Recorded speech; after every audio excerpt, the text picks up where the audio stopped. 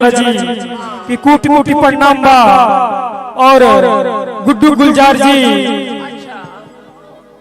कहाँ है वो, कहाँ बड़ी लोग नहीं हो हमारे, हम इनको प्रिंस अपना साली बोलते हैं क्योंकि बेलवा में मेरा ससुराल भूला गलू सब भूला जी बुतू लोग आगे पढ़े तो सब भूला चला ना हो भूला चला।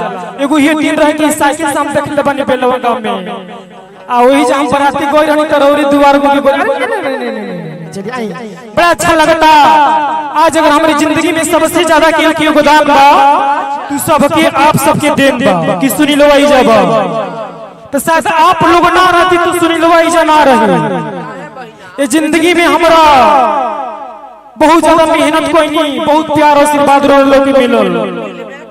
आप लोगों ने लगता कि आज हमरा के बोलाई ना कि हमरा के चीज तो सबसे ज्यादा आप लोगों के देन बा हमारी जिंदगी में। सबसे एक बार पैर छुके गोल लगत आई ज्यादा टाइम ना लेहल जाई।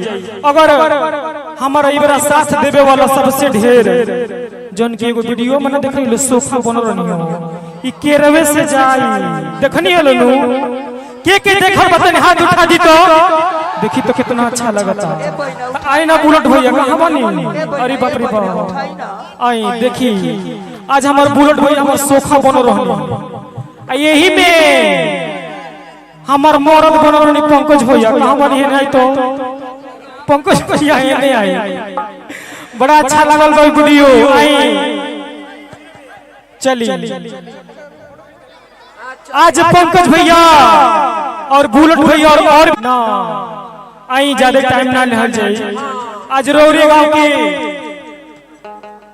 बेटा एगो और भतीजा एगो और भाई एही में क्यों हमरा के मोगो कह दे ना इहो कह दे उहो स्वीकार करत नहीं। आई जितना भी आज हमर दर्शक आइल बड़ी लोग हमार बड़ भाई हमार छोट भाई हमार चाचा चाची बड़ बुजुर्ग जितना भी लोग आइल बा सबके इस चीज के माध्यम से बरगोड़ छू के बोलना होता है। इतने आशीर्वाद दे दे ताली बजा चलिए बड़ा अच्छा लगता। आज शायद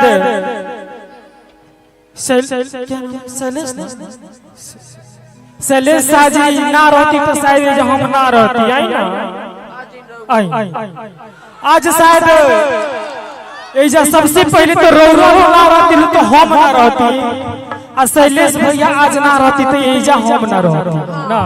तो यहाँ जोर से ताली बाजे के चाहिए।